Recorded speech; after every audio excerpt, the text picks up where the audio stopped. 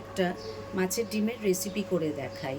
তার জন্য আমার লাগছে মাছের ডিম, আলু, সর্ষের তেল, কালো জিরে আর শুকনো লঙ্কা, সর্ষে বাটা, তার সাথে রয়েছে লঙ্কার গুঁড়ো, হলুদের গুঁড়ো, জিরের গুঁড়ো, অল্প একটু ধনের গুঁড়ো, চিনি, টমেটো পিউরি, নুন, পেঁয়াজ কুচানো। চলো তোমাদেরকে এবারে রেসিপিটা করে দেখা।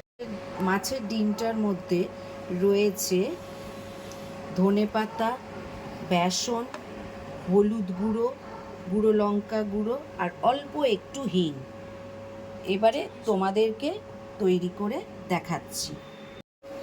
কড়াটা হালকা গরম হয়ে গেছে, এর মধ্যে আমি সর্ষের তেল কিছুটা দিয়ে বড়াটা ভাজবো। তেলটা গরম হয়ে গেছে, এইবারে আমি বড়া ছেড়ে আমি তোমাদেরকে দেখাচ্ছি।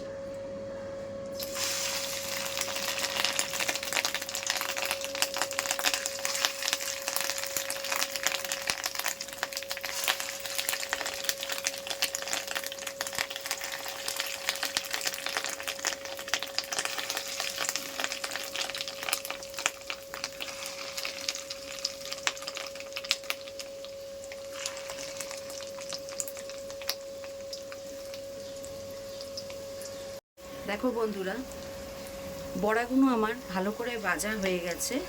এইবারে আমি এই ভাজা বড়াগুলোকে একটা প্লেটে তুলে নেব।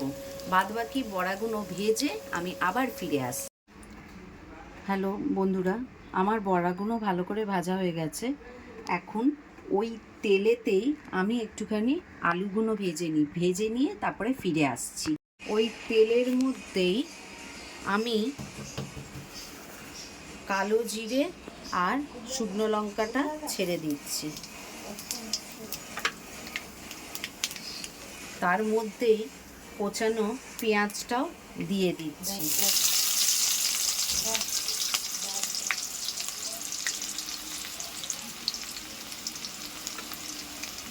দিয়ে ভালো করে নেড়ে নেব। একটু পেঁয়াজটা বাদামি বাদামি করে আমি ভেজে নেব।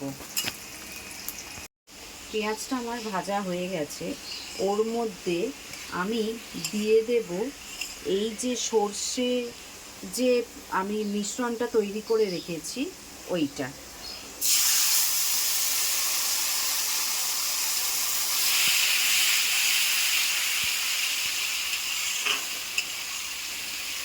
তার মধ্যে আমি দিয়ে দেব নুনটা।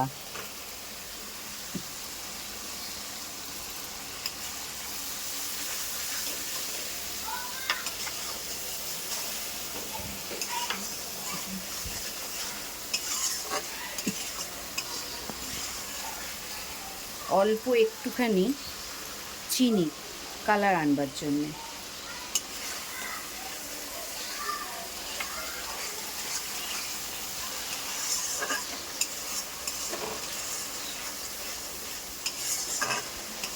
এইবারে দিয়ে দেব টমেটো পিউরিটা।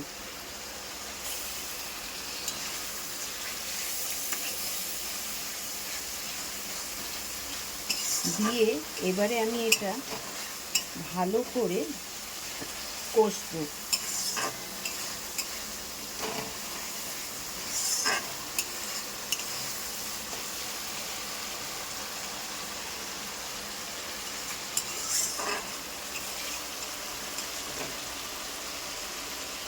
কষতে কষতে দেখো আমার এখানে তেল ছাড়তে শুরু করে দিয়েছে। এইবারে আমি ভেজে রাখা আলুটা ওর মধ্যে দিয়ে দেব।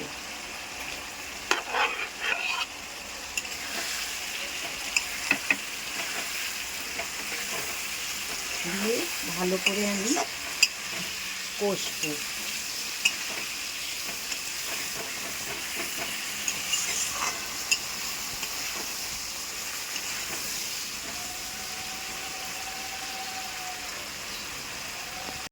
আমার আলুটা কষা হয়ে গেছে। এইবারে ওর মধ্যে আমি একটুখানি জল দিয়ে দিলাম আলুটা সেদ্ধ হওয়ার জন্যে।